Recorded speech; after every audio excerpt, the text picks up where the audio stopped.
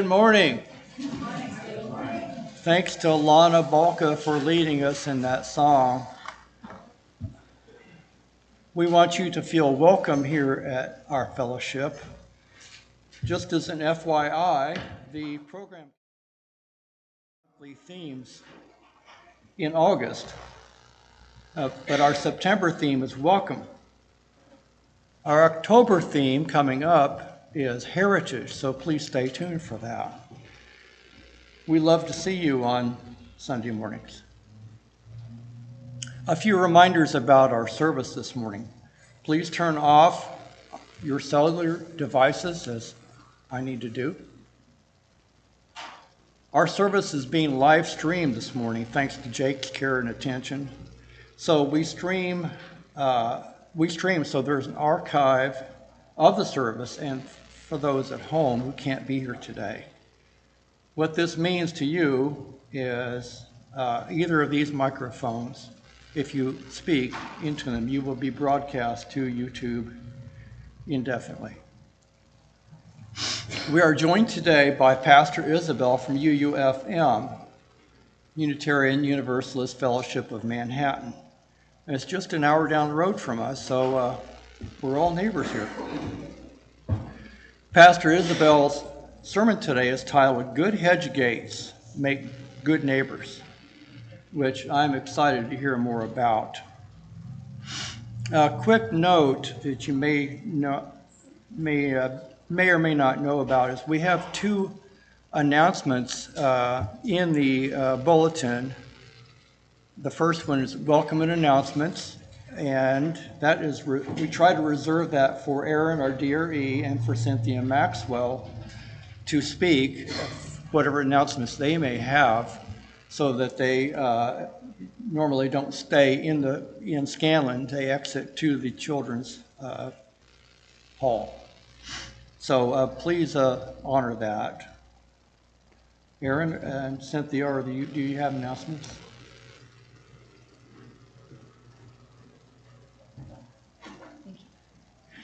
Good morning. I just wanted to remind the parents and caregivers of our middle school aged youth that there is the orientation for OWL after our service today. It'll start at 12:30. Thank you. Cynthia Maxwell, I'm pointing to that table over there where the kids are. That's going to be the haunted house table to eat at if you want to talk about working on the haunted house. And I'll probably pull another table so that I know there's going to be a lot of you. The haunted house will be the 27th, but we will be working very hard the week before. And fortunately, the kids are off 2 days, so we'll get it done. And also, please send me your newsletter items. Thank you. Jana will join me in the chalice lighting and reading.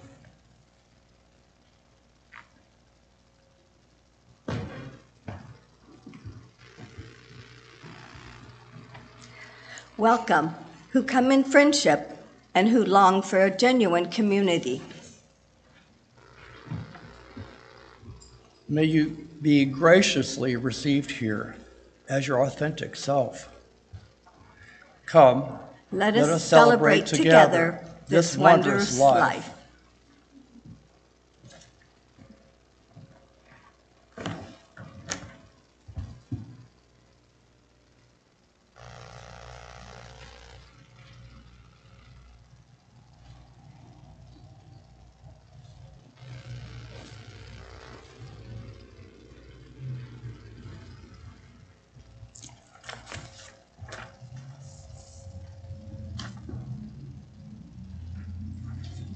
Good morning again. Children, if you'd like to come up, I have a story for you. And while you're coming up, check out this cool cordless microphone. Ooh, very cool.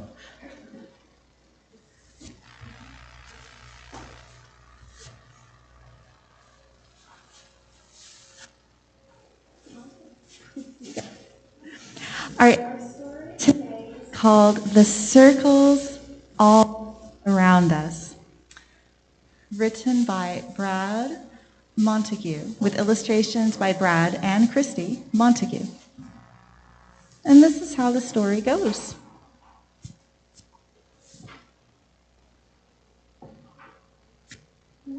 And by drawing a circle on the ground along each shoe.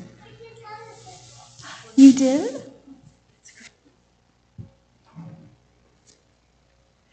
A safe little place just for one person. Nobody in this circle but you. You could keep that circle closed to everyone but yourself. But that would be like a library with just one book on the shelf. Is this going in and out a bit? No? So let's draw the circle a little bigger for you and your family to share.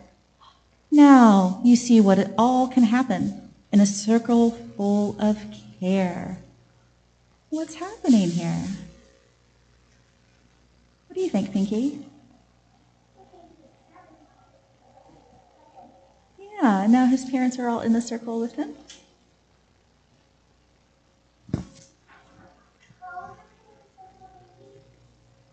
It becomes a happier circle as more loved ones come to stay. That's getting to be a very big circle. And wouldn't it be even better if all your friends could come and play?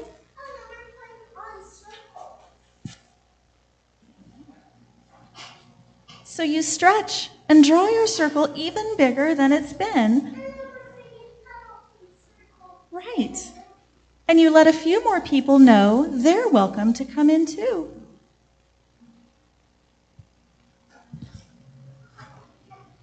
In the circles all around us, everywhere that we all go, there's a difference we can make and a love we can all show.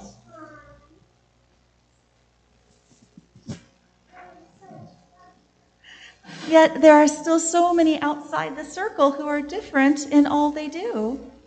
Though it feels slightly uncomfortable, they're all saying hello in different languages. Hello. Ciao, bonjour, aloha. We draw a bigger circle for them too. Can we draw an even bigger circle, do you think? It doesn't mean the circle is easy.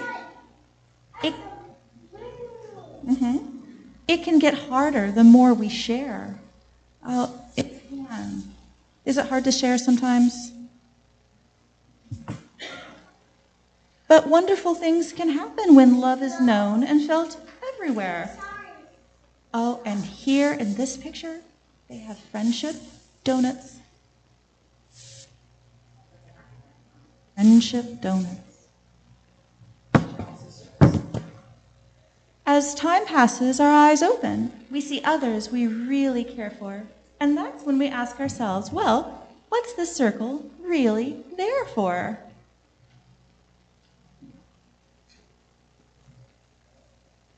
So let us create bigger circles all around us for the rest of our days. Let our caring ripple out in a million little waves. In the circles all around us, everywhere that we all go, there's a difference we can make and a love we can all show. You'll like this picture. As our circles grow and grow, and we watch them wonder-eyed,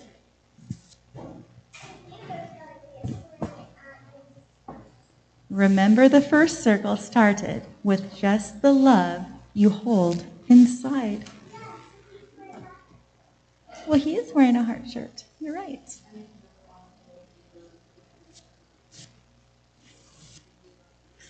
If there's a konnichiwa in all of the love pages, or all the hello pages.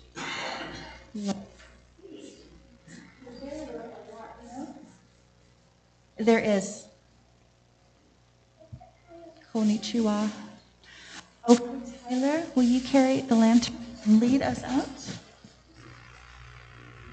Let's sing the children out, This Little Light of Mine. Light of mine, I'm gonna let it shine. This little light of mine, I'm gonna let it shine. This little light of mine, I'm gonna let it shine. Let it shine, let it shine, let it shine. Our joys and concerns and additional announcements. There are announcements printed on the back of your bulletin. We ask that announcements be kept brief as we have a full program today. Please note that there's a luncheon today. The second Sunday lunch apparently has moved to the fourth Sunday. So please join us as you're able. Also, Bobby Schaefer has had surgery recently, as did Don Chronister, and they're both on the mend. Please also give your attention to Stuart and Annabelle Yoho. They lost their daughter Emily, age 41, recently. So please take a moment of silence to recognize their loss and their grief, or the grief of others who are also suffering.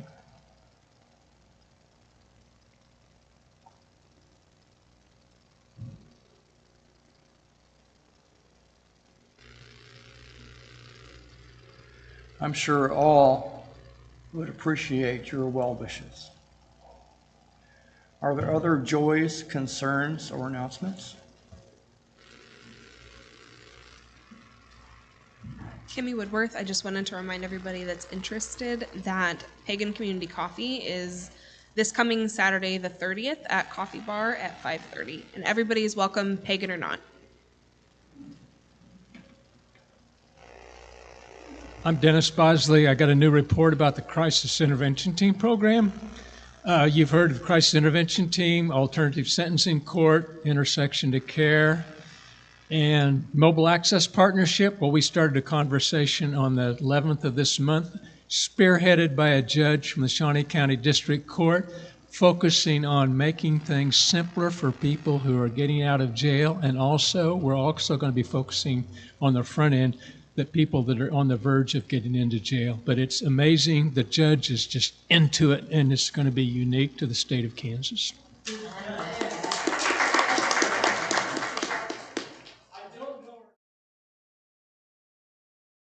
Name I can't remember, but her docket is criminal. Yeah, but she's taking the lead. And she's right in with the hospital, Vallejo, the jail, the police, and we're going into it hard. Hi, my name is Micah Forstein. Today is Erev Yom Kippur. Yom Kippur is the Day of Atonement. So for all of your Jewish friends, don't offer them pizza.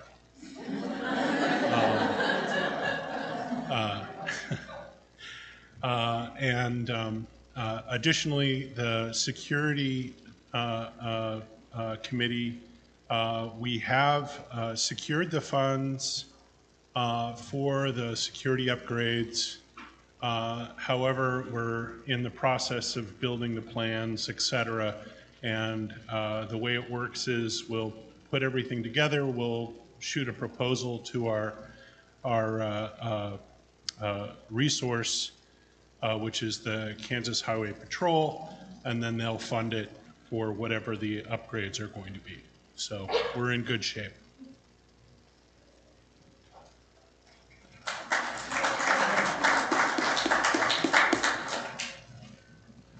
Hello, my name is Lana Balka, and last Sunday I gained a new granddaughter by virtue of marriage. My second oldest grandson, Thomas, married Peyton, and Peyton is a medical technician, so she might be the person behind the scenes of your next hip, knee, or shoulder replacement.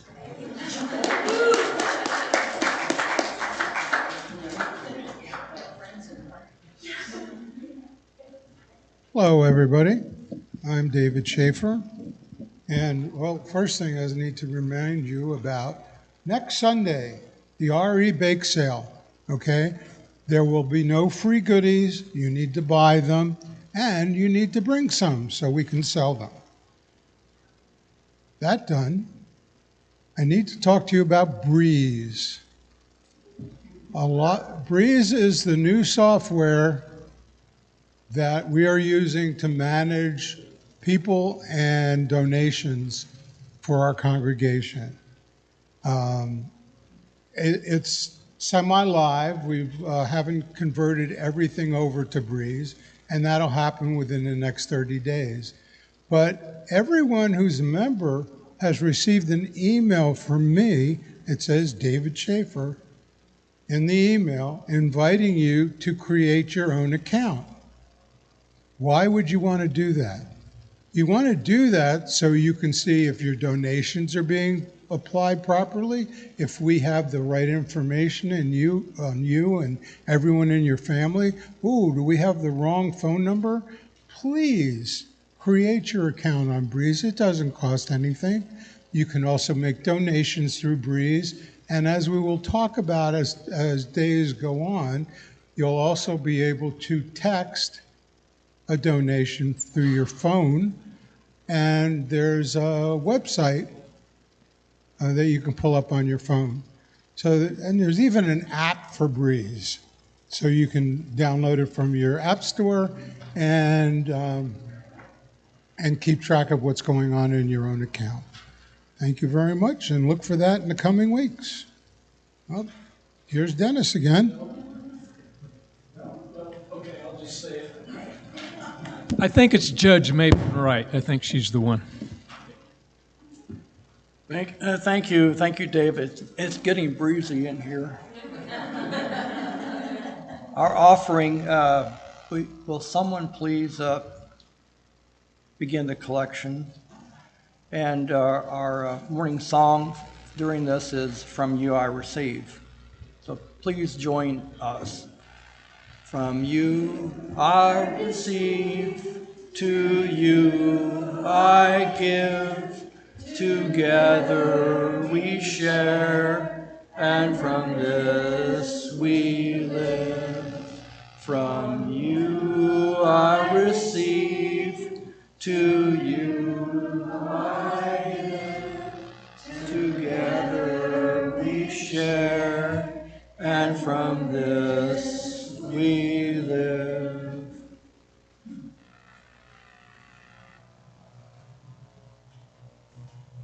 Thank you for your offering.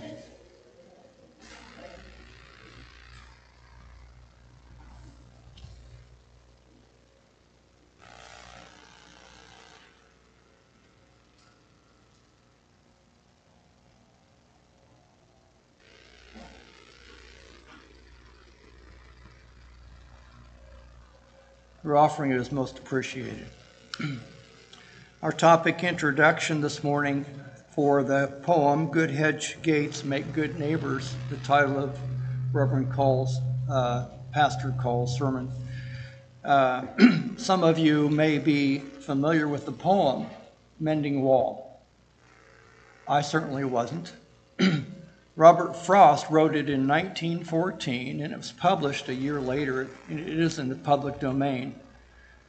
As I've come to learn, the poem is about a stone wall, which fueled debates on nationalism, international borders, and immigration. My understanding of poetry is quite limited, but after reading an analysis, I have more questions than I do answers about this poem. Your thoughts. Are walls welcoming to others, or do walls stay away? Stay away. Or does it depend upon circumstances? Are borders necessary or regressive? Do we as people strive for fewer boundaries, or do we resist trusting others and in turn build more walls? Do walls keep people in or out? One character in the poem, says confidently that good walls make good neighbors. Do you agree? Do you disagree? Why or why not? Is a crumbling stone wall even worth repair, or should it be left alone for nature to decide? Does it matter if cows are part of the discussion? What does it mean when two people walk on their side of the wall, along with cooperative intent to rebuild that wall, even though there is disagreement on the wall's purpose and its future? Is peace between neighbors more important than a wall?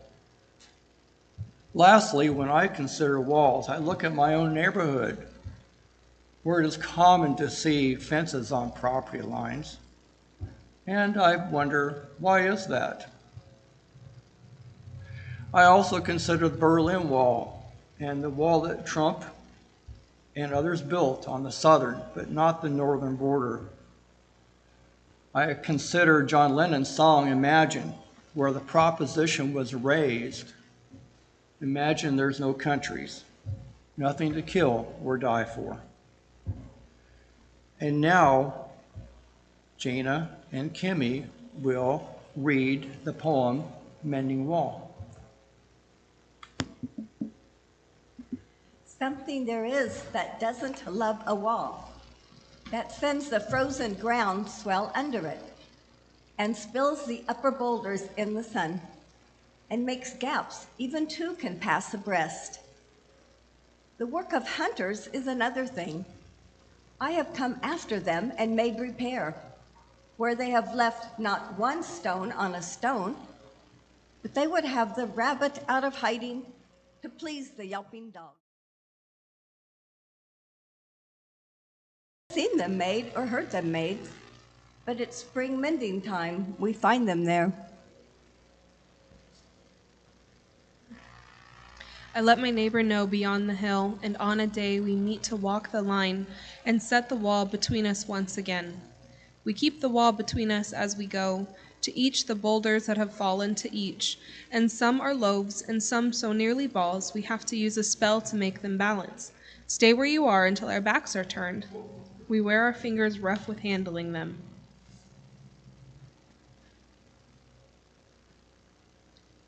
Oh, just another kind of outdoor game. On one side, it comes to little more.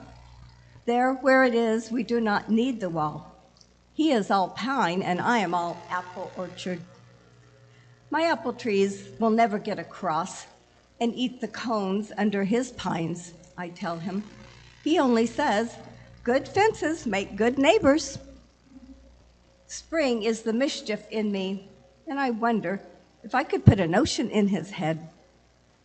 Why do they make good neighbors? Isn't it where there are cows? But here there are no cows. Before I built a wall, I'd ask to know what I was walling in or walling out, and to whom I was like to give offense. Something there is that doesn't love a wall, that wants it down. I could say elves to him, but it's not elves exactly, and I'd rather he said it for himself. I see him there, bringing a stone grasped firmly by the top in each hand like an old stone savage armed. He moves in darkness, as it seems to me, not of woods only and the shade of trees. He will not go behind his father saying, and he likes having thought of it so well, he says again, good fences make good neighbors.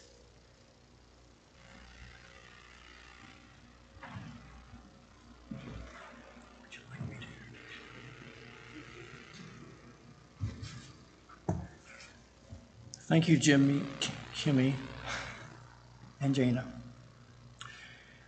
This morning, as I mentioned, we have guest speaker, Reverend Pastor Isabel Call from Manhattan. She will describe for us a new ministry she and others formed in Manhattan, allowing maintenance of healthy boundaries. So please welcome Pastor Isabel.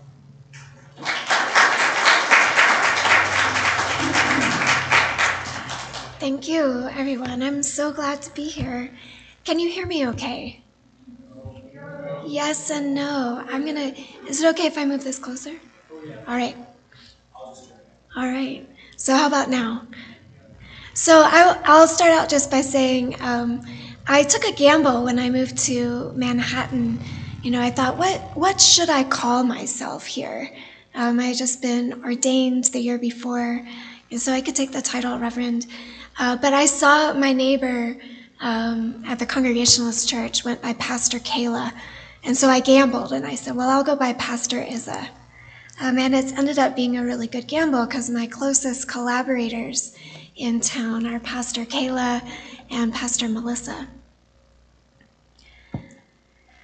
So I'll begin my formal words by acknowledging that people have gathered around sacred flames on this land for thousands of years. And I will name the Kaw people, as well as the Osage and the Kickapoo, who were here before this land was colonized. And I'll also acknowledge again that Jewish people are circling together for Yom Kippur this evening, It is a time of deep reflection, fasting, self-examination, and repentance. On Yom Kippur, it's appropriate to greet Jewish people warmly, acknowledge that they are doing the good, hard work of building community by looking into how they may have caused harm and committing to seek forgiveness. And you may practice curiosity about how you could do the same, about how we, as a religious community, might find collective practices to make amends and reparations for pain we've caused or benefited from.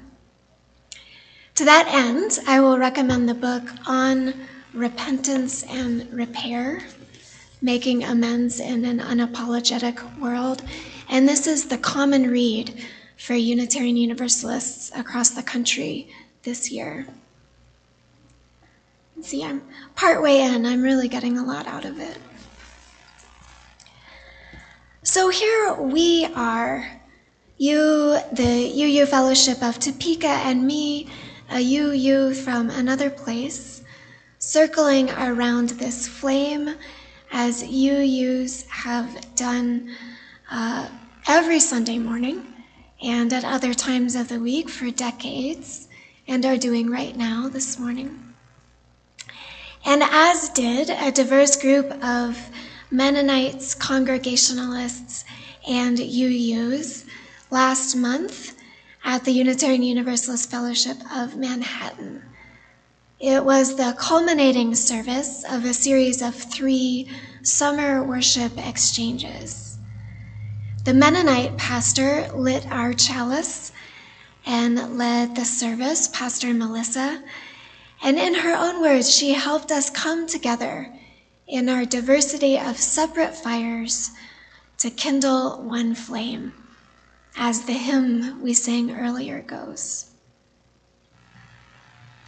What naturally happens when a group circles together is that we look toward each other and listen to each other.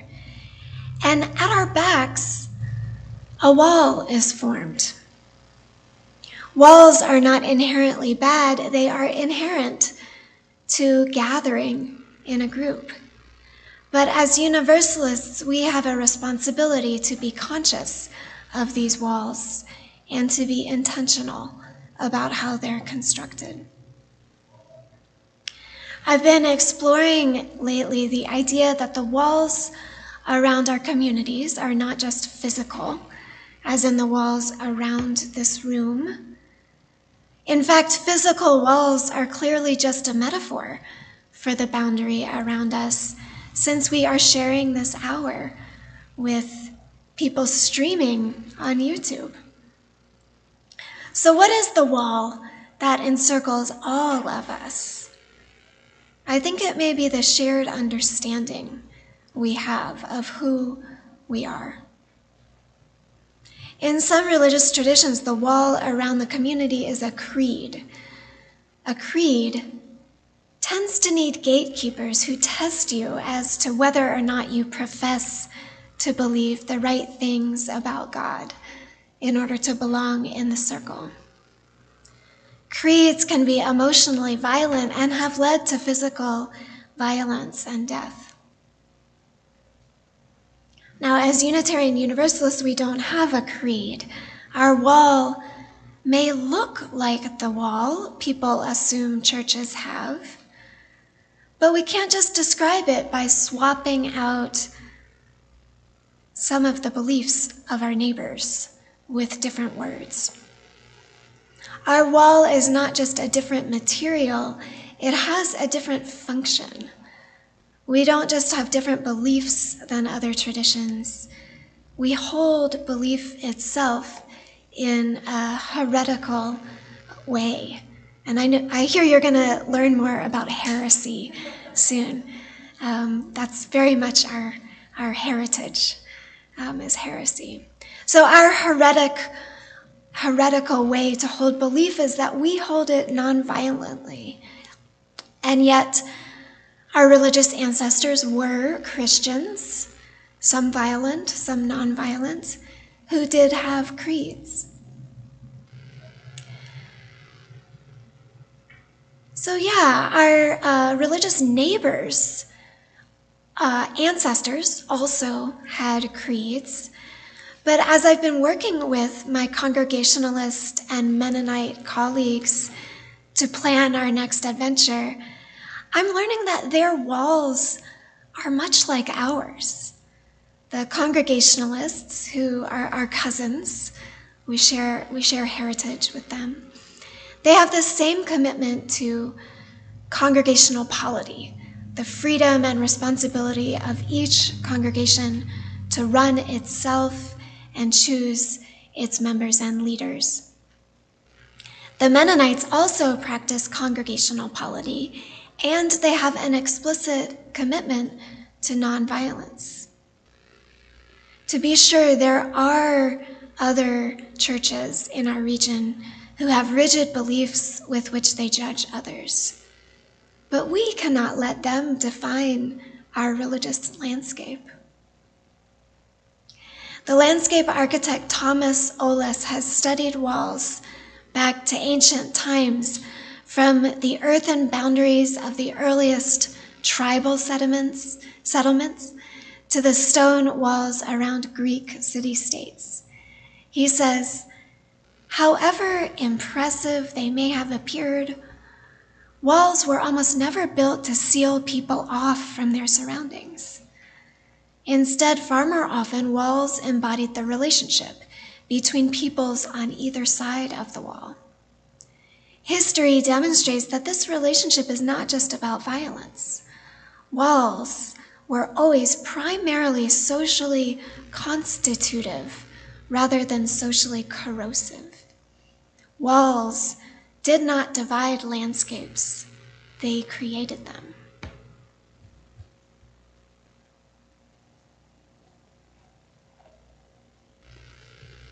So as we're thinking about what kind of walls we have or want to have around our gathered communities, we're essentially talking about what kind of landscape we want to create. When Unitarian Universalists are asked to describe our walls, we often struggle to answer. Is that true for you? People are like, what do you all believe? Do you have an easy answer? Is it straightforward? I see some heads shaking.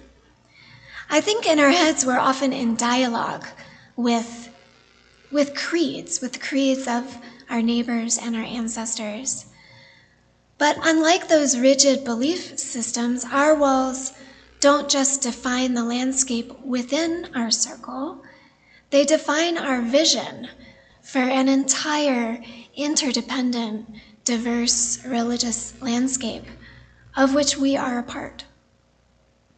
While other religious people share this vision, we, as Unitarian Universalists, are unique in articulating it, and we have a crucial leadership role to play in the evolution of religion in this era.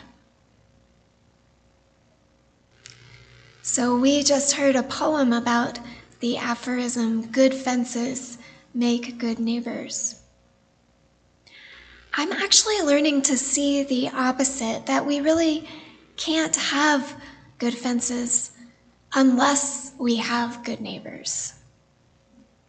A fence or a boundary isn't useful for the relationship unless it was built in relationship. What I love about Robert Frost's poem is how grouchy he is about the wall being there. And yet he was the one who called up his neighbor and said, hey, it's that time of year again. It's a funny way of observing how we often get together for the sole purpose of reenacting our differences, when we could instead be bringing joy and life to each other. What if, instead of stone walls, we maintained hedges at our boundaries? We might call up our neighbor once a year to agree on how high it should be. And most importantly, we would polish up our shared gate, put some WD-40 in the hinges, and bring a casserole through to mark the occasion.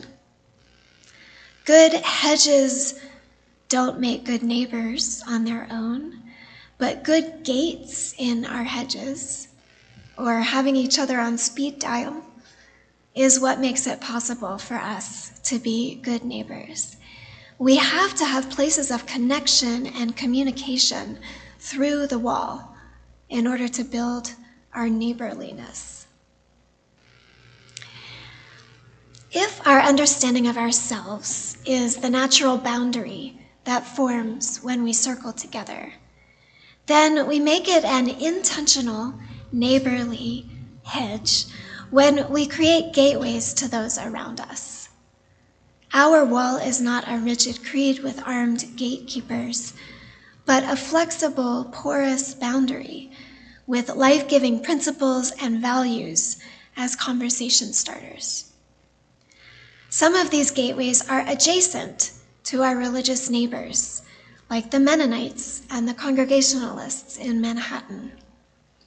But much of our hedge runs along other land, places where conversation is slim, areas where we could be doing more outreach. And that is where I turn my attention now. Each of our congregations has hedges or walls and gates. And the Unitarian Universalist Association of Congregations also has walls and gates.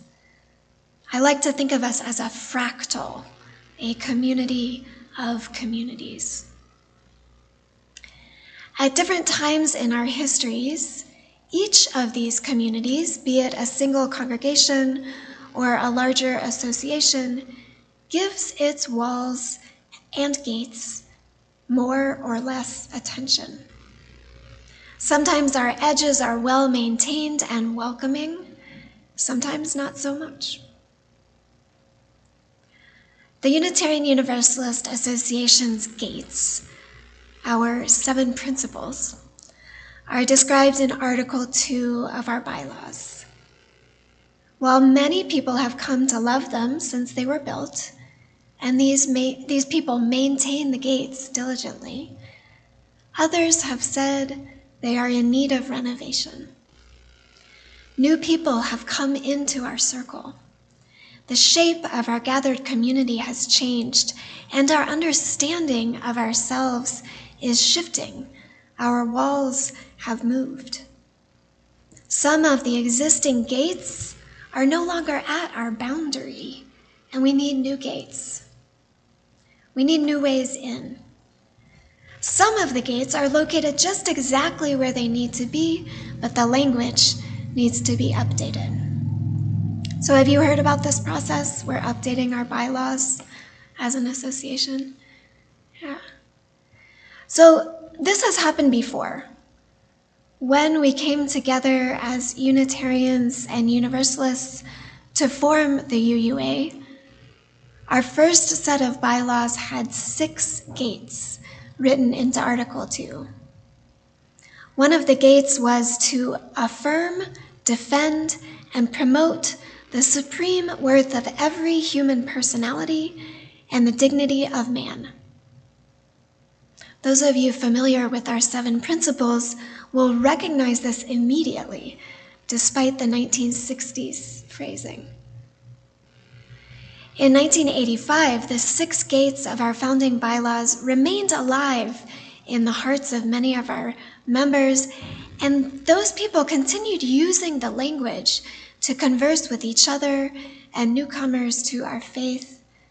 But an Article 2 study commission had studied the location and shape of our evolving wall and proposed that different gates be expressed in our bylaws. The delegates to General Assembly discussed and ultimately agreed. They didn't topple down those 6 gates from the previous version. They just shifted their focus to the 7 principles. 40 years later, our walls have grown and shifted enough that we need new gates in. An 8th principle an eighth gate has been proposed and adopted in various versions by many congregations like this one, though not by the full association. Instead, the association has undergone a full study and proposal process like the one that gave rise to the 7 principles. This time, they are requesting not just that we shift our gates. They also want us to establish new norms for conversation at the gates. Whereas the 7 principles operated as a sort of proclamation, the 6 values have a proclamation and a promise. So, for example, here is the first of the 7 principles. Feel free to join in. We affirm and promote the inherent worth and dignity of every person.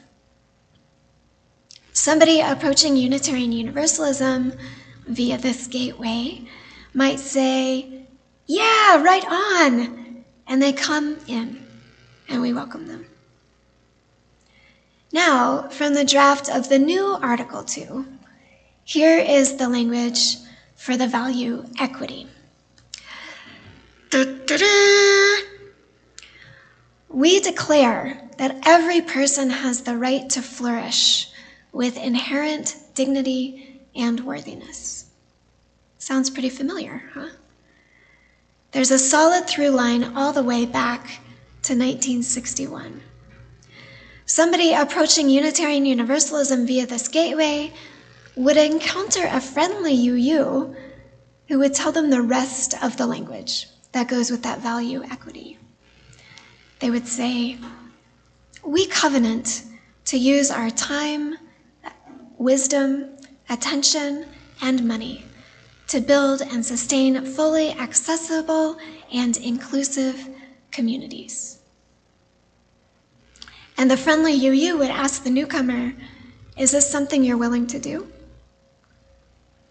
And our new member will say most likely, "Yes, I've just been waiting for someone to ask." And they would come in. They would join our circle.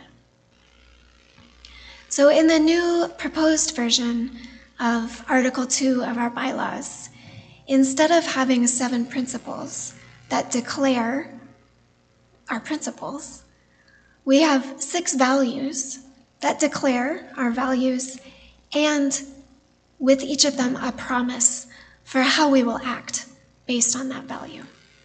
And they are all, like the circles in the story we started with earlier, these values are all centered around a core value of love. So what does it mean for us to have a promise associated with each of our values, a promise made at each of these gates? I believe this new norm for conversation at the gate equips us to move more fully into our vision as an interdependent, diverse religious landscape. New members, having had a conversation about covenant at the gate, will watch and listen to us. And at some point they will notice that we are falling short of the mark. Everyone falls short of the mark sometimes. They'll notice that we are not fully inclusive and accessible, as the value of equity indicates. Our new member will remind us of the promises we've made, and if we're actually listening and practicing our value of being inclusive, we will listen to them. We will renew our commitments. We'll renew our vows. Our world needs people who know how to do this. Our world needs religious communities to model right relationships. And we, as a fractal faith, as congregations, as an association of congregations, as a neighborhood of like-minded interfaith partners need it too, in order to live within these concentric and overlapping circles of walls nonviolently, lovingly, and with integrity. So I think we'll have a bit of time for you all to chat with each other. But before we move into conversation, I'd like to sing together Rumi's poem, which is one of our favorite hymns, Come, Come, Whoever You Are. And so we're going to sing it once through, and then I'm going to introduce another part. Do you all know the secret part of this song that's not in the hymnal? Yeah. So we're going to sing through what's in the hymnal one time, and Lana will help us get started, and then I'll stop you and add in that second part. Come, come, whoever you are, wonder, worship, and lover of living. Ours is no man of despair. Come, yet again come. Though you've broken your vows 1,000, though you've broken your vows 1,000, though you've broken your vow, feel free to join in. Though you've broken your vows 1,000 times. Everybody who loves singing. Though you've broken your vows 1,000 times. Though you've broken your vows 1,000 times. Though you've broken your vows 1,000 times. Though you've broken your vows 1,000 times. Come, come, whoever you are, though you've broken your vows 1,000 times, though you've broken your vows 1,000 times, though you've broken your vows 1,000 times. Thank you all. So I will hand it off to Rob to get us started on conversating. Thank you, Reverend Pastor Isabel. Yes, I invite you to break up into small circles and discuss walls and how we value them or how we don't value them. So please turn your chairs accordingly and do that.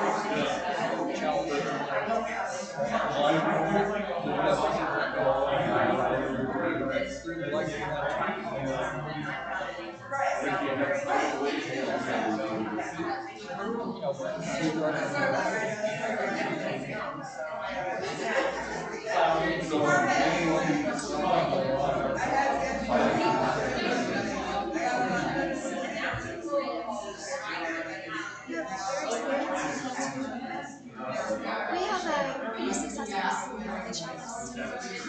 program here. We started last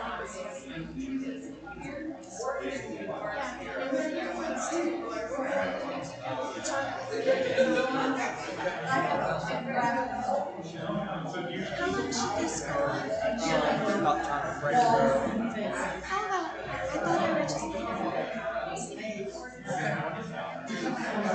And then you could extinguish it. Do you want me to extinguish while you? Oh, I'm gonna ask everybody to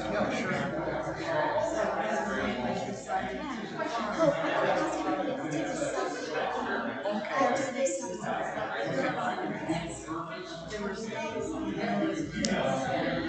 Come, come, whoever you are, wander, worshiper, lover of leaf. Ours is no caravan of despair. Come yet again, come. Though you've broken your vows. Oh, I need you. I can't sing this low. Though you've broken your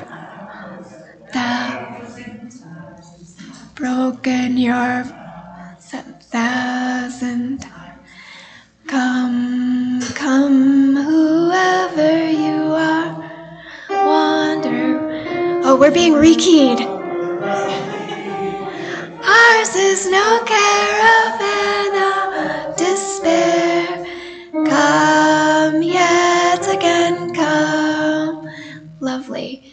So before Rob leads us in extinguishing our chalice, I wanted to ask you if we could do a selfie together so I can show it to my congregation.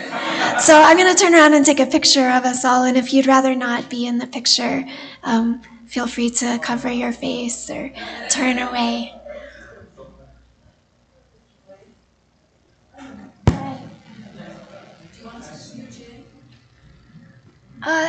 No, it's okay. You can. I'll get some of you. All right.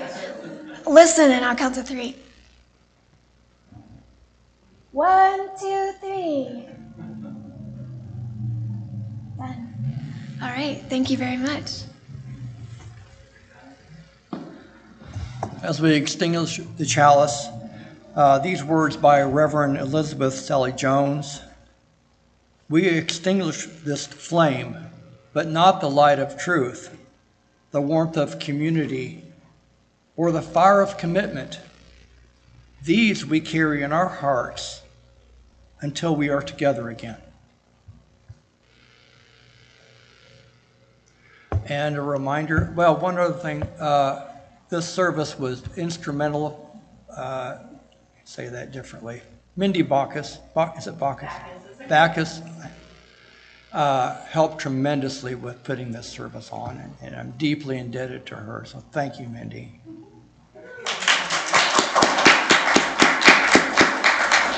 And we have fourth Sunday lunch today. So, hope you're hungry.